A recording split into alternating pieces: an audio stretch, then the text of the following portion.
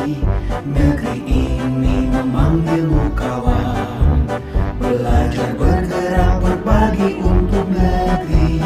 Guru penggerak majukan pendidikan, guru penggerak menghamba pada murid, kreatif rancang pembelajaran, hargai potensi, tingkatkan prestasi, lahirkan profil pelajar Pancasila.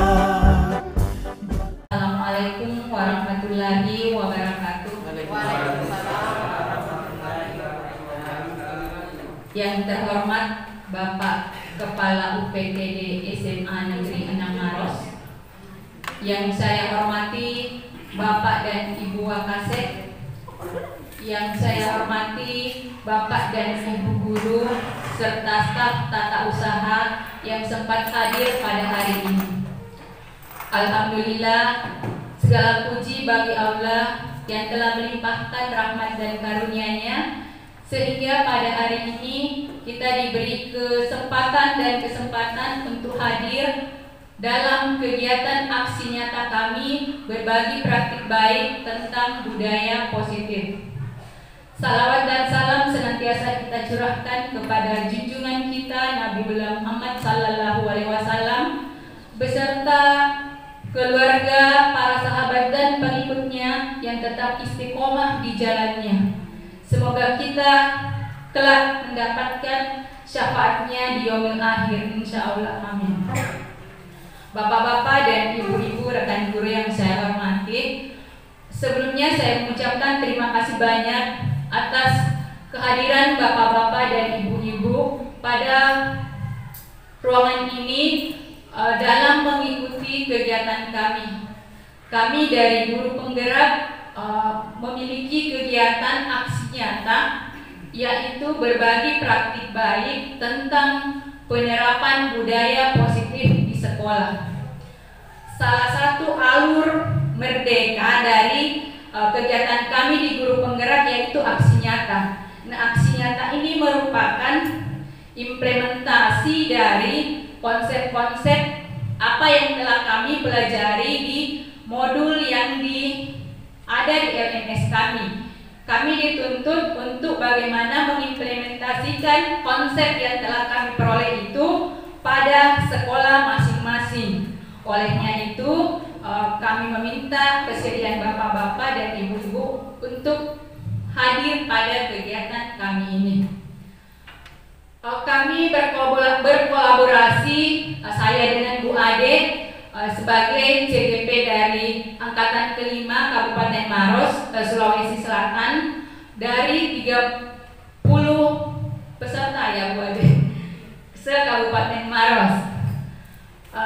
Untuk materi aksi nyata kami ini ada 6 poin.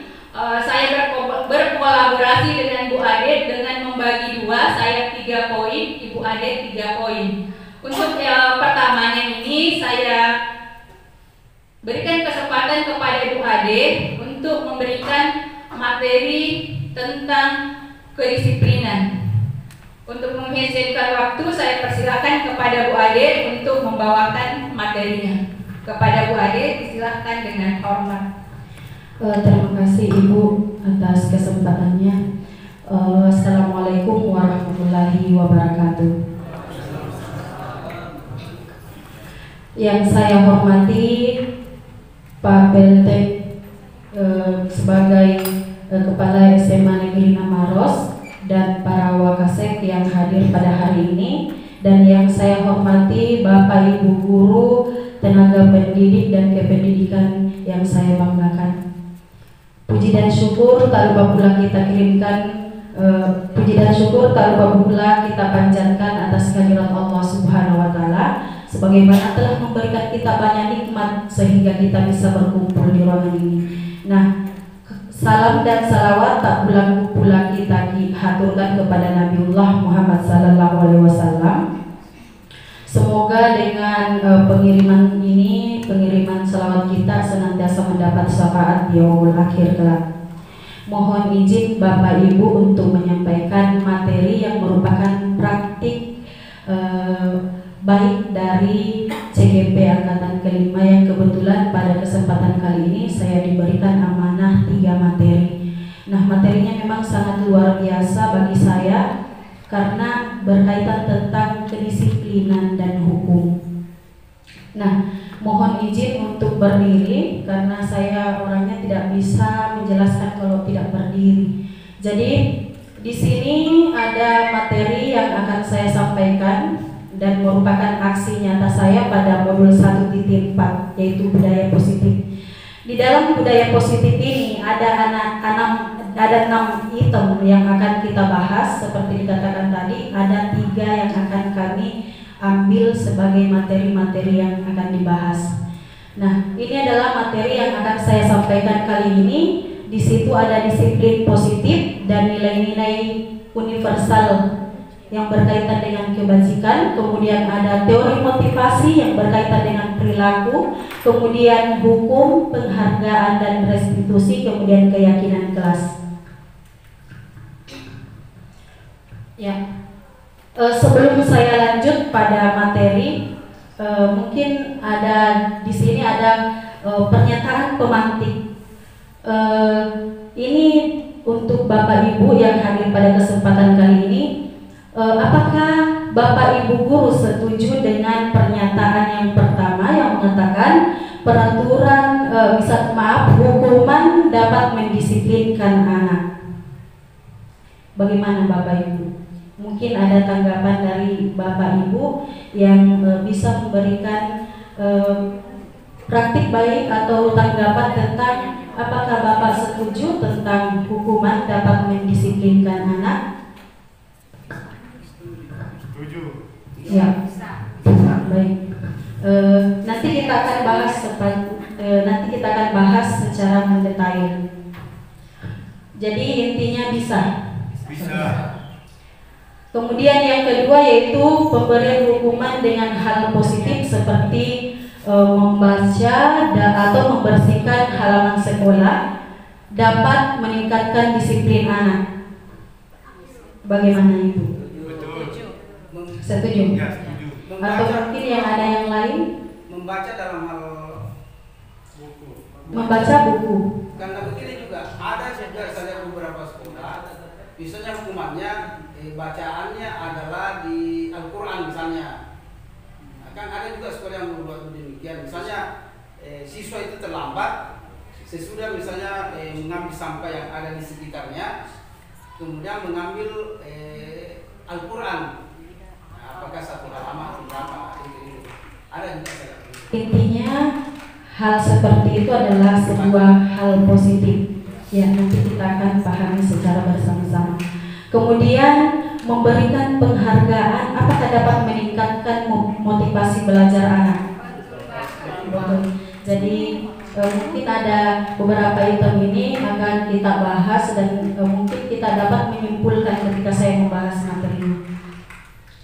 Baik, saya masuk pada materi yaitu disiplin positif. Nah, ketika kita berbicara tentang disiplin positif, kata disiplin ini sudah tidak tabu lagi karena sudah mengikat dengan kita.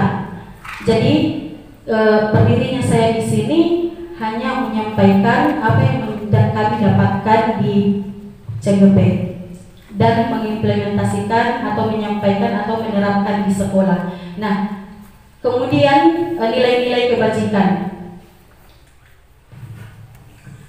Ketika kita berbicara tentang disiplin, kadang yang paling mudah melekat dalam benak kita itu berkaitan tentang tata tertib atau teratur atau berkaitan dengan peraturan atau bahkan yang muncul itu biasa kadang itu adalah berkaitan dengan hukuman. Karena pada dasarnya ketika mengatakan disiplin yang akan muncul di benak kita kadang itu mengatakan hukuman. Karena ketika anak tidak disiplin biasa itu yang kita terapkan adalah hukuman. Kemudian di sini disiplin dalam makna kata budaya kita itu suatu yang dilakukan seseorang pada orang lain untuk mendapatkan kepatuhan. Jadi disiplin ini cenderung ketika kita hubungkan dengan kehidupan itu yang dihasilkan adalah ketidaknyamanan ketika ada hukumannya.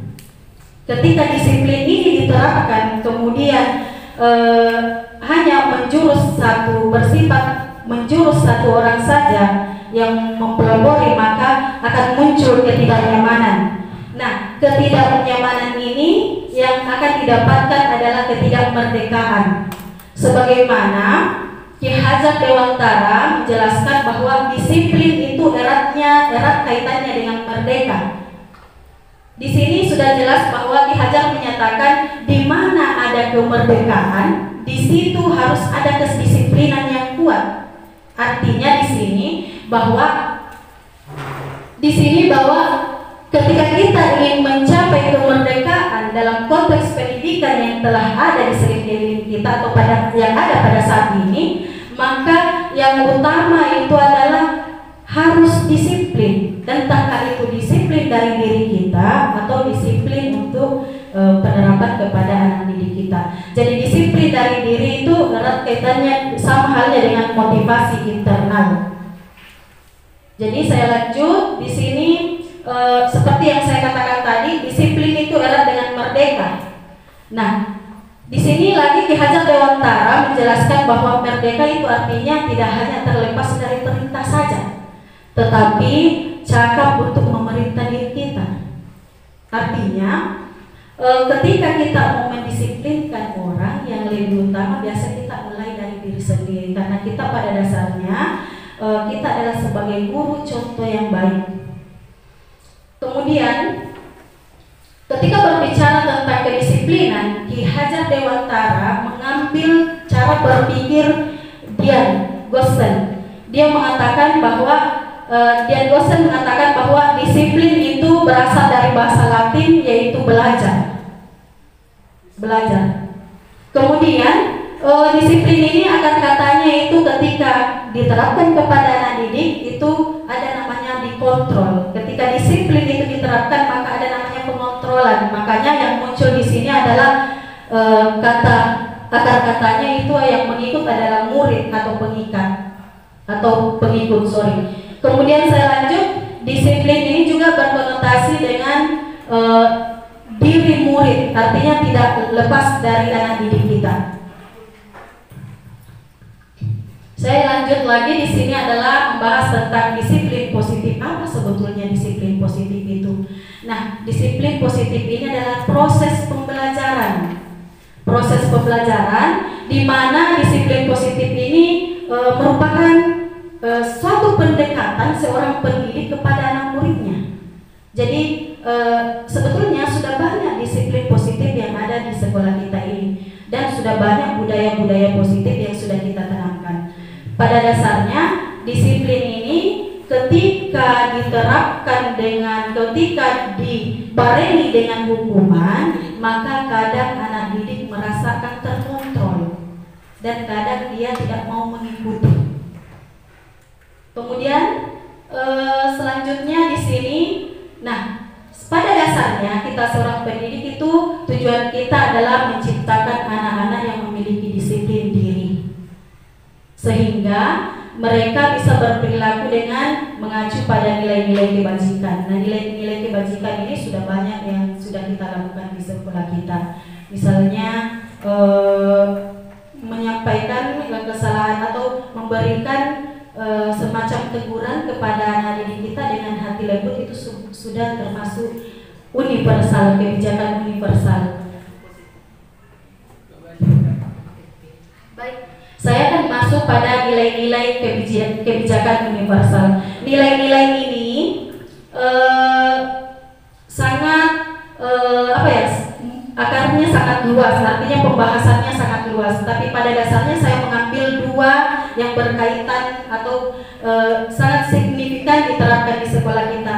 Seperti di sini nilai-nilai kebijakan ini adalah sifat positif yang muncul di dalam diri manusia, yang merupakan juga sebagai payung diri kita untuk berperilaku. Jadi di dalam nilai-nilai kebajikan yang saya ambil di sini ada dua, yaitu nilai-nilai kebajikan yang berkaitan dengan profil Pancasila.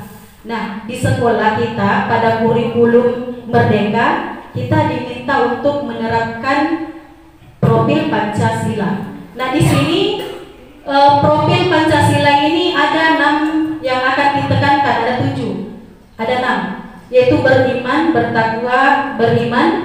bertakwa kepada Tuhan Yang Maha Esa dan berakhlak mulia.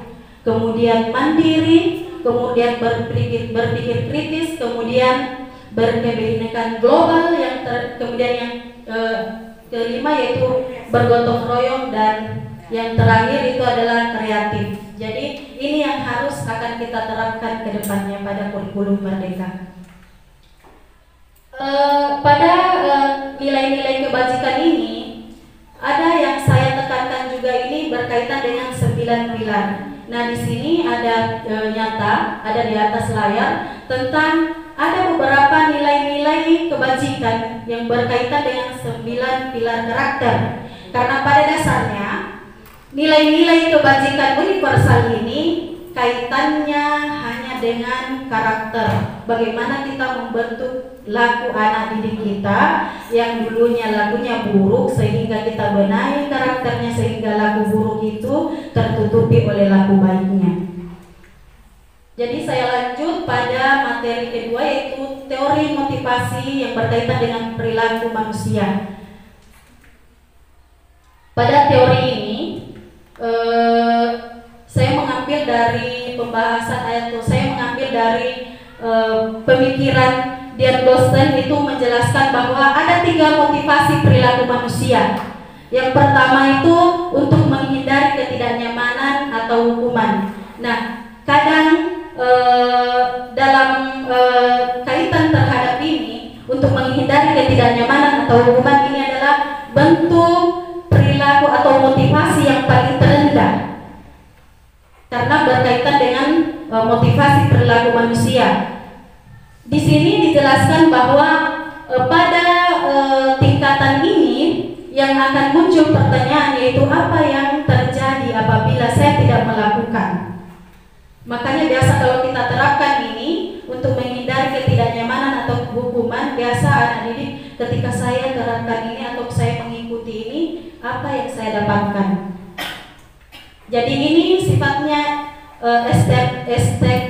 eksternal. Kemudian yang kedua, untuk mendapatkan imbalan atau penghargaan dari orang lain. Sebetulnya ciri motivasi yang kedua ini itu adalah tingkatan kedua. Jadi ketika berbicara tentang penghargaan memang itu perlu Bapak Ibu. Tetapi ketika dalam jangka waktunya yang dalam jangka panjang, maka itu akan merusak hubungan dengan sesama atau hubungan murid dengan guru yang lain. Contohnya, ketika saya masuk materi tentang agama, materi membahas tentang pelajaran agama, kemudian saya terapkan tentang penghargaan. Barang siapa siswa yang cerdas di dalam, yang senantiasa memberikan pendapat dan senantiasa berlaku baik di dalam, ketika saya terapkan penghargaan, maka yang lain akan termotivasi, dan mereka akan terikat dengan imbalan tersebut, penghargaan tersebut. Jadi pada saat saya tidak mengajar, misalnya saya ada halangan kemudian digantikan oleh guru yang lain, maka pasti yang diharapkan anak didik itu adalah penghargaan juga yang dilakukan pada guru yang menggantikan saya. Jadi sehingga pada saat itu pasti ada perilakunya anak didik yang tidak sesuai pada saat saya yang masuk dengan guru yang menggantikan saya. Kemudian motivasi ini berkaitan dengan eksternal. Kemudian yang ketiga itu motivasi yang ketiga itu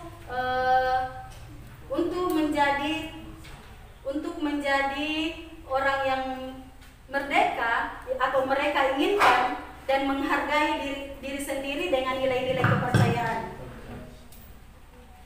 Jadi yang akan muncul di sini pertanyaan, yaitu akan menjadi seperti apa ketika saya melakukan. Nah, ada contohnya di bawah sini.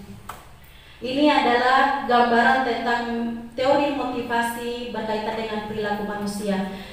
Yang pertama itu berkaitan tentang untuk menghindari ketidaknyamanan. Di sini ada berkaitan dengan motivasi eksternal yang akan muncul ketika saya melakukan itu atau tidak melakukan itu, apa yang akan muncul. Ini Bapak Ibu tentang 3 teori itu. Kemudian saya lanjut masuk pada hukuman. Nah, ini adalah materi yang berat-berat saya rasa. Karena saya ketika berbicara tentang hukuman, saya juga memberikan hukuman yang arahnya bersifat tiba-tiba. Nah, di sini dijelaskan bahwa hukuman itu tidak terencana, artinya tiba-tiba. Kemudian ini bersifat satu arah saja dari pihak guru yang memberikan hukuman tersebut kepada murid. Kan biasa kita itu kalau memberikan hukuman itu biasa tidak ada kesepakatan di dahulunya, tidak ada kesepakatan duluan. Ya. Jadi ketika berbicara apakah hukuman itu penting, memang hukuman itu bisa diterapkan, tetapi itu adalah alat terakhir. Alat paling terakhir ketika langkah-langkah sudah dilalui tidak terpenuhi, maka boleh diterapkan hukuman.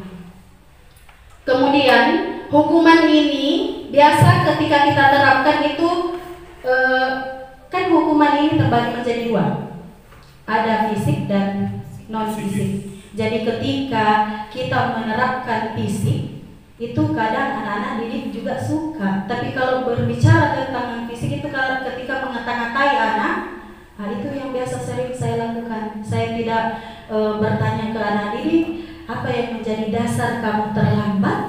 Malahan saya bertanya, begitu memang tong kau begitu memang tong. Jadi ternyata selama saya mengikuti ini ada perubahan yang saya dapatkan. Kemudian saya masuk kepada konsekuensi. Konsekuensi ini bentuknya sudah terencana.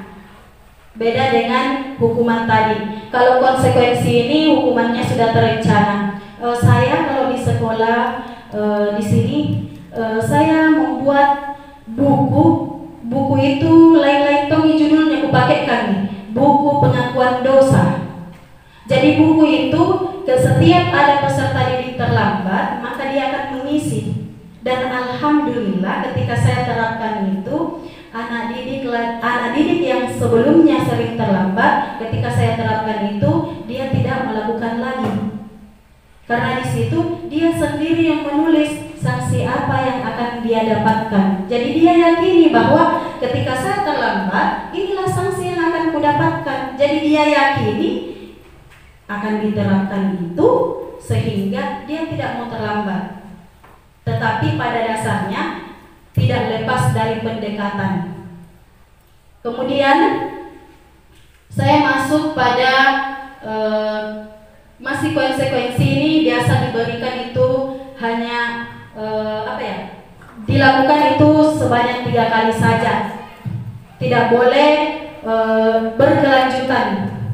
Ya, kalau misalnya menerapkan konsekuensi atau sanksi ini, kalau sudah 3 kali sudah terjadi, maka itu harus ditindaki.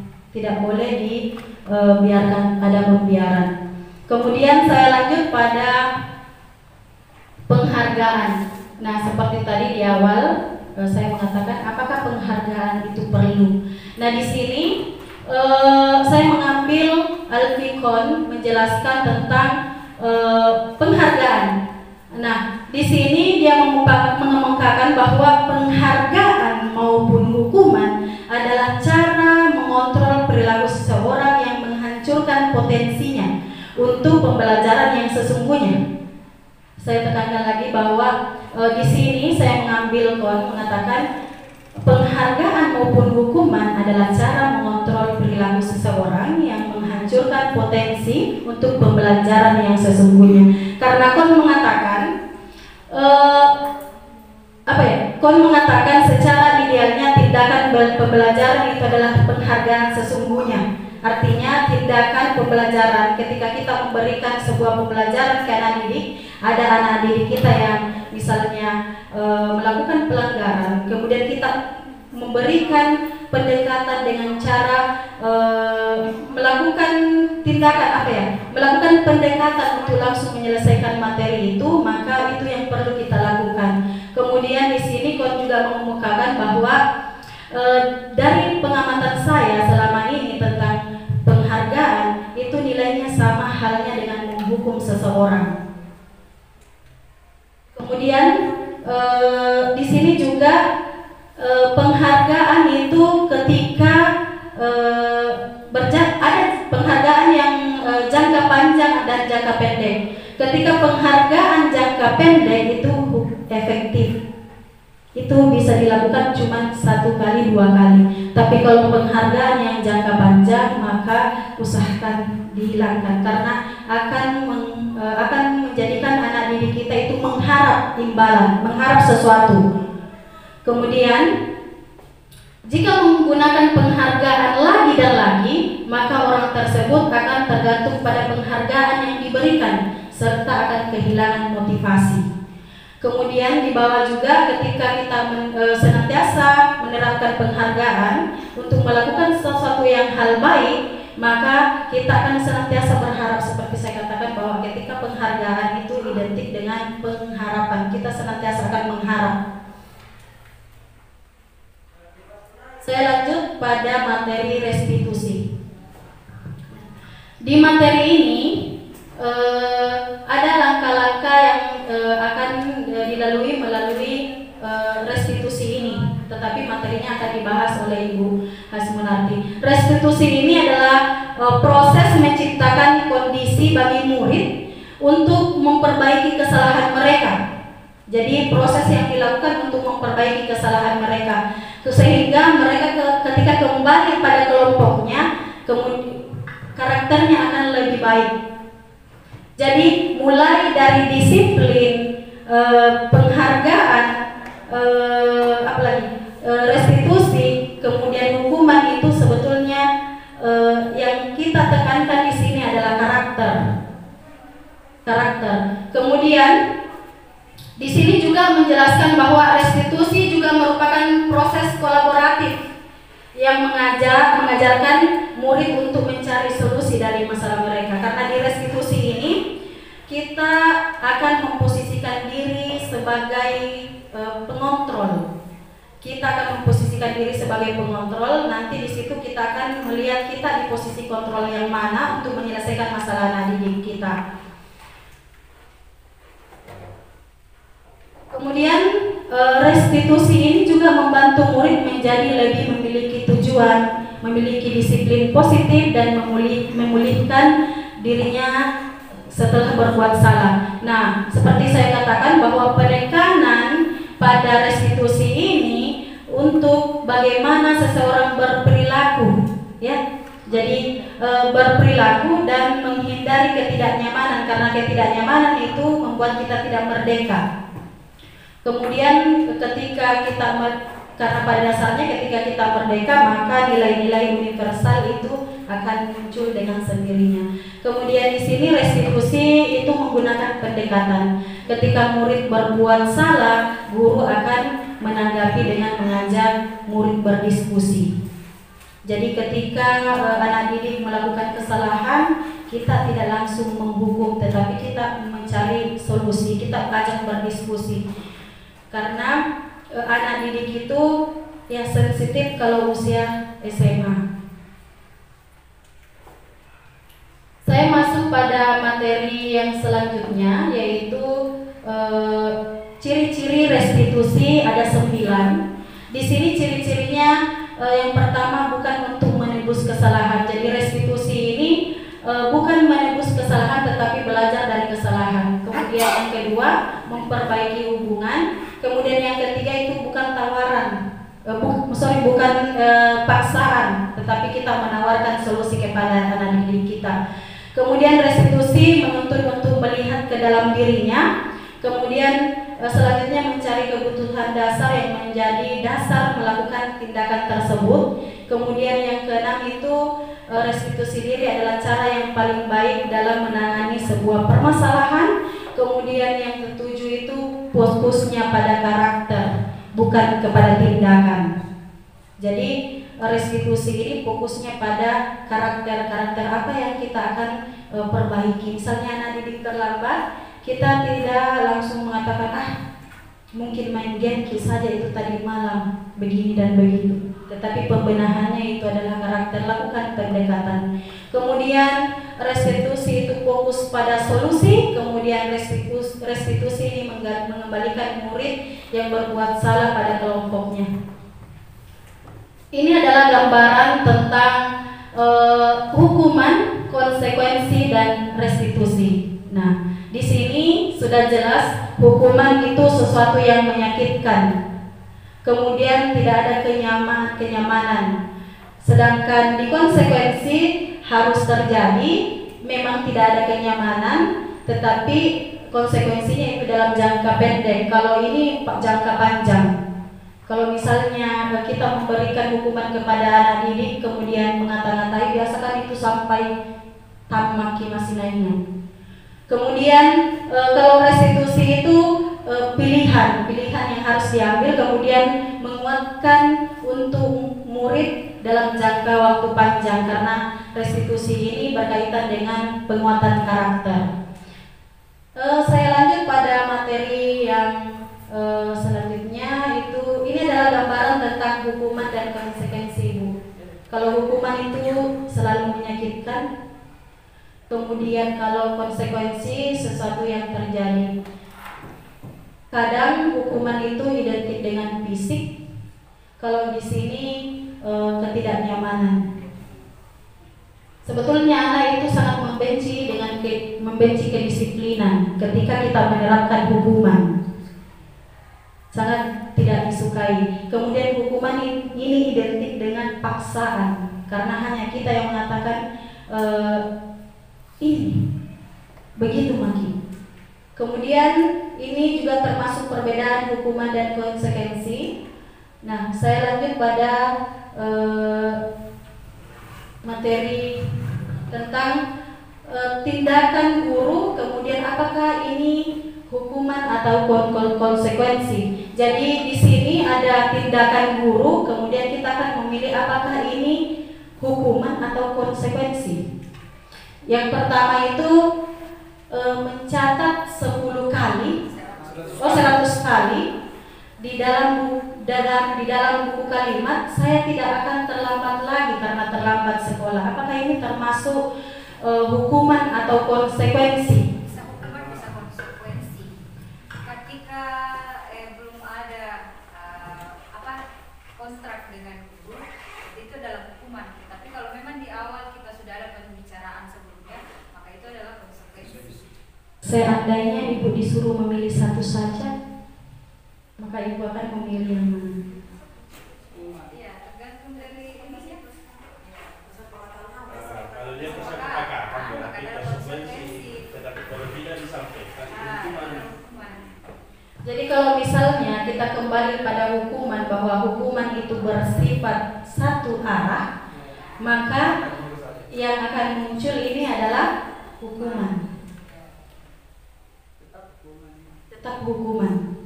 Karena kan ketika anak didik terlambat, apakah di dalam sanksinya itu memang harus begitu, Ibu?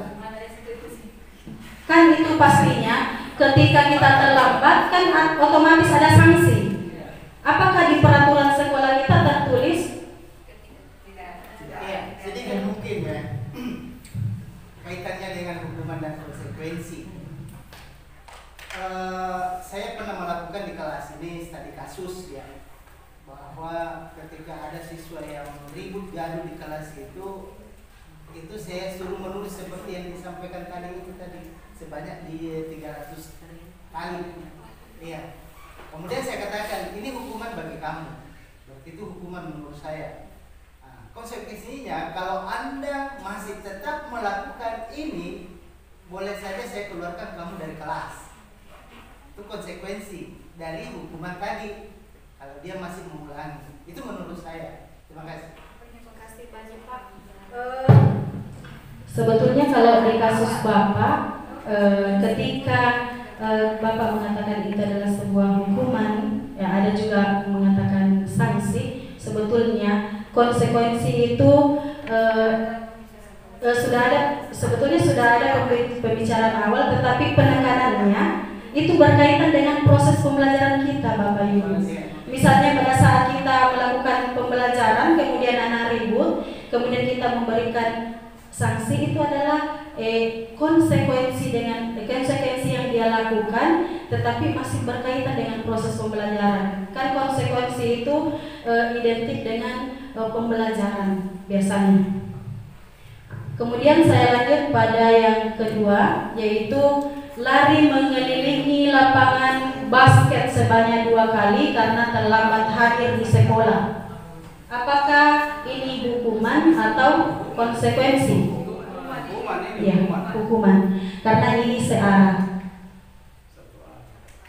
Kemudian meminta murid untuk push up 5 kali karena tidak menggunakan masker.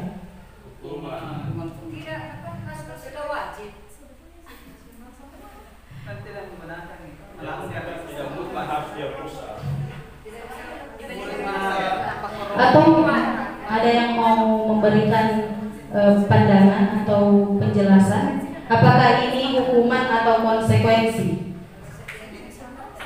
Kalau di pelajaran olahraga iya konsekuensi karena termasuk sudah ada aturan materinya itu materinya. Materi push up. Iya. Kalau di guru mata pelajaran olahraga, maka ini adalah konsekuensi karena searah dengan materi pelajaran kita. Tapi kalau diminta push up karena tidak menggunakan masker, apakah hukuman atau kita lihat Ibu, ini adalah sebuah hukuman karena tidak ada kaitannya dengan berarti bukan guru olahraga ini guru agama ini. Kalau guru olahraga. Oke, kalau menggantikan kertas tugas teman karena dicoret-coret, ya ini adalah konsekuensi karena dia melakukan kesalahan dengan cara konsekuensinya dengan harus menggantikan. Membersihkan tumpahan air di meja karena tersenggol. Ini adalah konsekuensi. Kalau yang ini, murid tidak disuruh untuk mengenakan sepatu seharian di sekolah karena tidak menggunakan sepatu warna hitam atau tidak mematuhi tata tertib. Hukuman. Ya. Seperti yang saya bahasakan. Kalau menggantikan sepatunya, tapi kalau tidak pakai sepatu kayaknya tidak wajar juga anak-anak tidak pakai sepatu sehari-hari. Jadi ini kita ambil hukuman atau konsekuensi? Hukuman. Ya, seperti yang kami bahas sebelumnya bahwa mengenakan sepatu warna hitam itu adalah aturan. Kemudian tidak mengenakan sepatu warna hitam itu adalah melanggar aturan. Nah, kalau misalnya kita memberikan anak didik macam apakah tidak menyuruh anak didik untuk menggunakan seharian sepatu, apakah tidak menggunakan sepatu juga itu termasuk pelanggaran? Kalau saya termasuk pelanggaran karena tidak pakai sepatu, tidak pakai warna sepatu warna hitam saja itu pelanggaran, apalagi kalau disuruh anak didik untuk tidak menggunakan. Dan ada yang akan muncul Bapak Ibu, yaitu anak didik akan merasa malu. Anak didik akan merasa malu, berarti muncul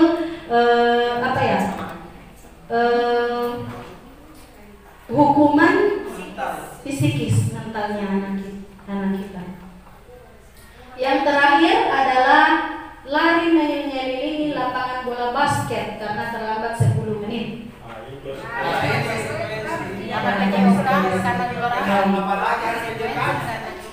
Baik, kasih dulu tepuk tangan buat Dirita semua. ternyata sangat luar biasa. Materi saya terakhir tentang keyakinan kelas. Pada keyakinan kelas ini, di dalam keyakinan kelas ini, dalam aksi nyata kami itu kami akan berkolaborasi dengan Ibu Hasmunarti dengan Bapak Ibu guru sekalian untuk pembuatan kesepakatan kelas yang akan melahirkan keyakinan kelas nantinya. Jadi setiap kelas nanti itu akan ada kesepakatan kelas.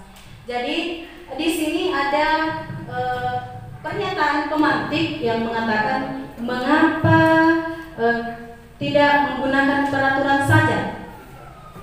Kenapa harus keyakinan Bapak Ibu?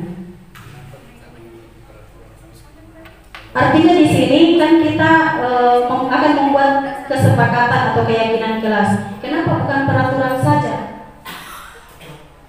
Kenapa harus menggunakan keyakinan? Karena ada guru dan ada siswa. Ini dua jawabannya, jadi kesehatan. Iya. Intinya sebetulnya begini, kalau berkaitan tentang peraturan itu akan ketika dilanggar akan ada sanksi. Ketika ada sanksi pasti akan memunculkan hukuman. Ketika ada hukuman yang tidak bisa diterima anak-anak, maka dia akan merasa tidak nyaman. Nah, kalau keyakinan sudah dia yakini, sudah dia sepakati. Kalau dia sudah yakini dan sepakati, tidak menokok-nokok nih ketika diterapkan keyakinan itu. Jadi pada saat proses pembelajaran Bapak Ibu, anak-anak misalnya ribut, sudah ada tertera keyakinan di atas yaitu menghormati. Kemudian di situ masih ada anak ribut, tinggal kita bilang saja, apakah yang kita lakukan itu sudah sesuai dengan peraturan kelas kita? Pasti dia akan diam. Kalau tidak ada kesepakatan kelas, pasti nak cari di siapa penyebabnya. Pasti akan kamu ribut. Tapi kalau diterapkan sudah ada keyakinan kelas, maka langsung akan dia sadar. Tapi kalau peraturan maka dibilang kau yang mulai. Jangan ribut. Pasti ada lagi percakapan selanjutnya dan selanjutnya, pasti tanpa ribut. Nah, seperti halnya mengapa kita memiliki peraturan harus menggunakan helm ketika mengendarai kendaraan roda 2. Kemudian mengapa kita memiliki peraturan 3M ketika menggunakan. Nah, kalau berbicara tentang keyakinan, yang ada di dalamnya adalah keselamatan dan kesehatan. Karena tidak ada tekanan. Tidak ada tekanan kan ketika kita memberikan hukuman kemudian arahnya seperti fisik atau mengata-ngatai itu akan mendatangkan ketidaknyamanan dan kesehatan akan terganggu.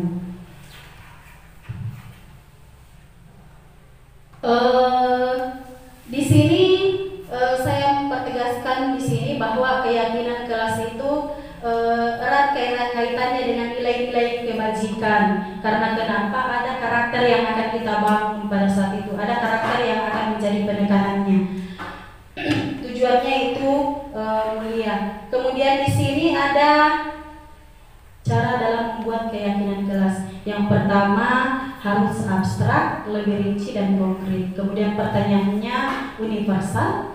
Pernyataannya dibuat bentuk positif, kemudian tidak terlalu banyak, kemudian mudah dipahami. Sesuatu yang dapat diterapkan, kemudian berkelanjutan, kemudian pembuatannya itu harus ditinjau dari waktu ke waktu. Nah, di sini adalah langkah-langkah dalam pembuatan keyakinan kelas. Ada namanya tabel Y, ada namanya tabel T. Kalau Y itu berkaitan dengan misalnya di sini hormat terdengar. Terdengarnya itu adalah satu siswa yang berbicara.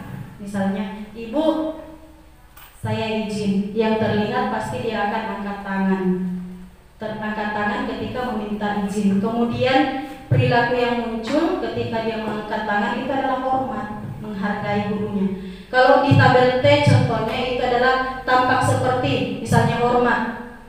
Di dalam kelas itu yang kelihatan itu menghargai gurunya. Ketika gurunya menjelaskan, maka peserta didik di bawah itu akan dia misalnya, contohnya begini, tampak seperti di hormat ini, yang kelihatan itu adalah anak didik tenang pada saat kita menjelaskan, tetapi yang terlihat sebetulnya adalah garumbang. Menjelaskan ke sana kemari, biarpun masuk kiana dari mana kok ini dan ini. Kemudian saya misalnya ambil di bekerja, misalnya yang tampak di anak itu semua mengerjakan tugas, tetapi yang tidak terlihat, yang nyata sebetulnya ada sebagian yang tidak mengerjakan tugas. Nah, ini adalah tabel atau cara dalam pendalaman keyakinan kelas, cara membuat keyakinan kelas. Dan kebetulan sudah ada beberapa kelas yang telah kami sepakati untuk dibuatkan kesepakatan kelasnya. Seperti yang di sini Ibu tadi yang saya jelaskan. Nah, ini adalah bagan yang akan memberikan penjelasan tentang apakah ini peraturan atau keyakinan. Seperti halnya selalu kembalikan buku ke tempat, ini sebetulnya peraturan, masih mengikat, masih banyak anak didik yang akan tidak mengembalikan. Tetapi ketika keyakinan yang diterapkan, maka itu kaitannya dengan karakter. Misalnya selalu mengembalikan buku ke tempatnya. Di keyakinan kelas yang muncul itu karakternya adalah menghormati atau tanggung jawab. Nah, kalau yang di sini dilarang mengganggu orang lain, yang akan muncul di situ adalah menghormati orang lain. Begitu caranya. Peraturan ini adalah keyakinan. Jadi peraturan akan naik menjadi kesepakatan, yang akan muncul adalah keyakinan, tetapi di keyakinan kelas yang akan munculkan atau yang paling kita tekankan adalah karakter baik. Misalnya ini hadir di sekolah 15 menit sebelum pembelajaran, itu masuk dalam peraturan. Nah, kalau keyakinan yang muncul yaitu menghormati orang lain dan berkomitmen. Mungkin begitu Ibu. Dilarang menggunakan narkoba. Ya. Keyakinan. Itu dalam keyakinan kelas itu adalah kesehatan, nilai-nilai kebajikan atau karakter yang akan kita munculkan. Menggunakan masker itu masuk dalam kesehatan. Nah, demikian tadi penjelasan dari saya. Mohon maaf jika ada kata yang salah. Mungkin kurang lebihnya begitu Bapak Ibu. Saya kembalikan kepada moderator. Luar biasa. Izin. Demikianlah tadi materi yang dibawakan oleh Ibu Ade tentang penerapan budaya positif di sekolah. Barangkali dari pemaparan Ibu Ade ada hal-hal yang ingin ditanyakan, kami persilahkan kepada forum untuk menanyakan langsung kepada Ibu Ade. Kepada Pak Syahrir, disilahkan dengan hormat. Iya, jadi terima kasih banyak atas kesempatan yang diberikan. Inilah delegasi kita dari SMA Maros yang akan menegakkan budaya-budaya positif di sekolah kita ya. Terus saya berlanjut ke pertanyaan. Tadi kan ada kata kebajikan. Itu kalau kita kata dasarnya kebajikan itu bajik. Padahal itu baik sebenarnya. Kenapa bukan kebaikan? Kebajikan. Kemudian yang kedua keyakinan kelas. Keyakinan kelas itu pada dasarnya sama dengan kesadaran kelas. Kita harus sadar di situ ya, bahwa kalau kita melakukan ini akibatnya. Kemudian selanjutnya dari teori-teori itu, sebenarnya teori-teori yang saya lihat tadi itu kalau dilihat dari segi namanya itu nama-nama non muslim, padahal kita ada kearifan lokal. Budaya Islam itu diterapkan di sekolah itu sangat luar biasa. Tentang peraturan sebenarnya tentang peraturan dan hukuman itu kita bisa berkiblat pada Nabi Adam dulu ketika peraturan mengatakan jangan mendekati huldi, kemudian dia mendekati bahkan memakannya, itu kan hukuman yang akan diberikan karena dia melanggar untuk mendisiplinkan. Kemudian selanjutnya saya pernah mengajar beberapa tahun di SPRG Angkatan Laut yang notabene sekolah disiplin karena memang harus disiplinkan. Di sana itu ada BINSIS namanya, bimbingan siswa yang ditangani oleh langsung tentara. Di dalam satu kelas itu 60 orang siswa saya. Dan digigit semut pun dia tidak akan pernah mau bergerak kecuali kalau ada izin dari instrukturnya. Ya, kalau di sana kita dipanggil monijin. Iya dulu. Pihak BINSIS mengatakan catat saja namanya biar kami yang proses. Tapi siswa itu sangat takut kalau diarahkan ke BINSIS. Itu artinya bahwa aturan-aturan ketat sekali, hukumannya juga berat, dan itu bisa membuat siswa itu disiplin. Ya, saya pikir seperti itu. Terima kasih. Selanjutnya saya persilakan ke Bu Ade untuk memberikan tanggapan atas pertanyaan yang diajukan oleh Pak Syahrir. Baik, terima kasih Pak atas pertanyaannya. Yang pertama itu kenapa bukan nilai kebaikan, bukan kebajikan. Nah, di sini saya tekankan tadi bahwa di sini tentang ketika kita berbicara tentang nilai-nilai kebajikan, di situ ada beberapa teori yang kami ambil dan kami terapkan dan kami pelajari dalam materi ini. Nah, kenapa kami mengambil kebajikan? Karena di sini akan berkaitan tentang misalnya tadi saya perlihatkan tentang nilai-nilai kebajikan yang berkaitan dengan profil Pancasila. Nilai kebajikan ini berkaitan dengan tidak lepas dengan adat seseorang, adat budaya, agama, dan lain-lainnya. Nah, seperti tadi saya adopsikan di sini bahwa dalam materi yang kami dapatkan, memang kami diharapkan untuk menyampaikan nilai-nilai kebajikan, dan kebajikan ini menghasilkan beberapa nilai-nilai positif dalam pembentukan karakter. Di sini tadi ada beberapa nilai kebajikan yang dimunculkan, misalnya profil Pancasila atau 8 karakter yang akan dimunculkan. Jadi kebajikan ini diidentikan dengan dalam hal pembentukan karakter karena tidak lepas dengan adat budaya. Begitu Ibu.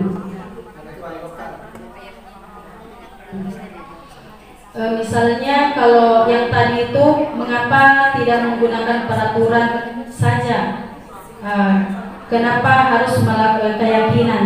Sebetulnya di materi ini, di materi tentang budaya positif, sebetulnya awalnya ini adalah kesepakatan.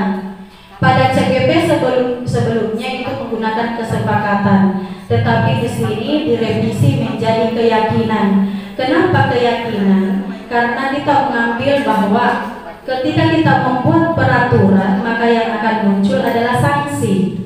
Nah, seperti yang dikatakan tadi bahwa sanksi itu ada yang mengarah ke psikis anak. Kemudian kenapa keyakinan? Karena sudah pasti ketika keyakinan itu kan kita sepakati bersama-sama, kita sudah sepakati bersama-sama. Kita sudah sepakati bersama-sama di dalam kelas, kita berembuk bersama-sama untuk membuat keyakinan tersebut, sehingga ketika diterapkan maka anak didik itu biasanya tidak akan melanggar karena dia sudah yakini bahwa ketika saya melanggar maka saya sudah melanggar apa yang menjadi keyakinan saya.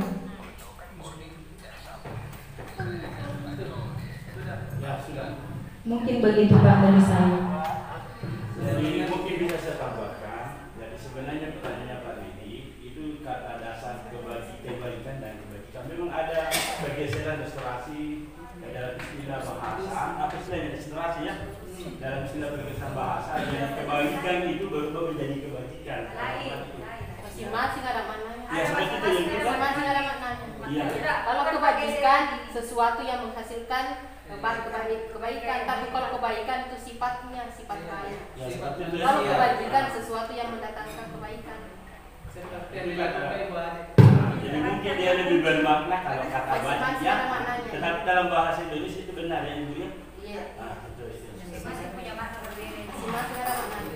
Oh, iya, saya kira sudah jelas tadi apa yang disampaikan oleh teman-teman bahwa kebajikan yang digunakan di sini karena kebajikan itu ada makna, ada tujuan yang ingin dicapai dari penerapan dari kebajikan universal ini. Itu saya kira. Kemudian saya tambahkan sedikit tentang keyakinan kelas. Keyakinan kelas itu berasal dari kesepakatan kelas.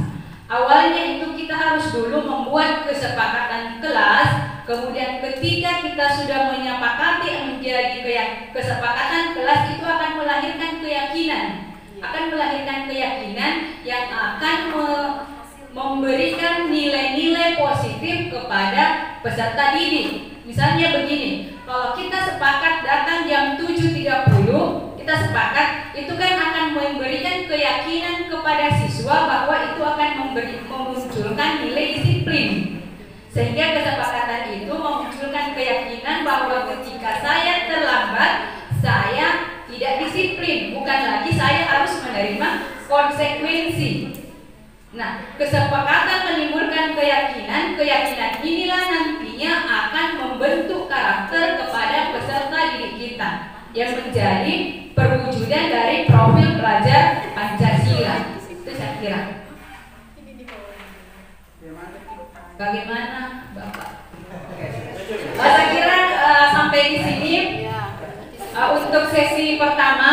Untuk selanjutnya saya akan melanjutkan. Masih ada pertanyaan? Yes. Yes, silakan. Sebenarnya bukan pertanyaan, cuma selentingan bahasa tadi yang mengatakan bahwa untuk menciptakan disiplin salah satunya adalah pemberian hukuman. Terus ada secuil bahasa dari pemateri yang kebetulan adalah bidang studi agama.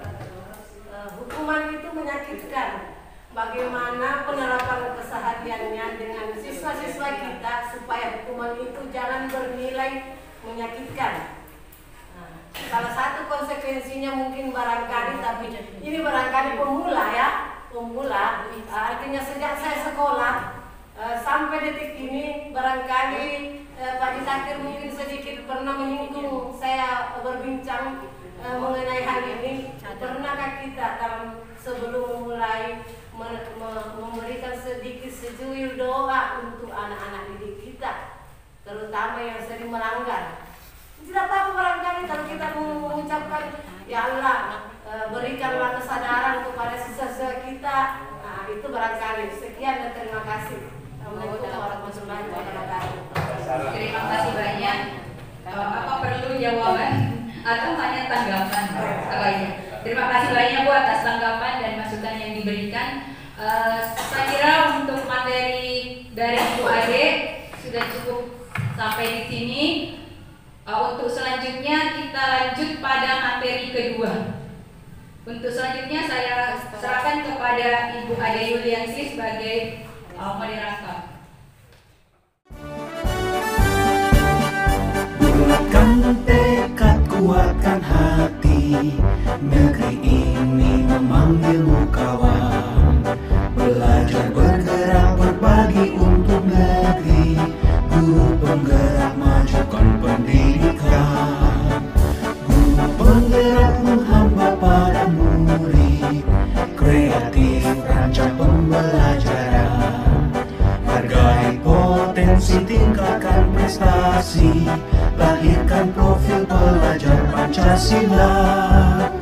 Belajar bergerak berbagi untuk negeri, kita menjalin kolaborasi. Belajar bergerak berbagi berbakti pada Ibu Pertiwi.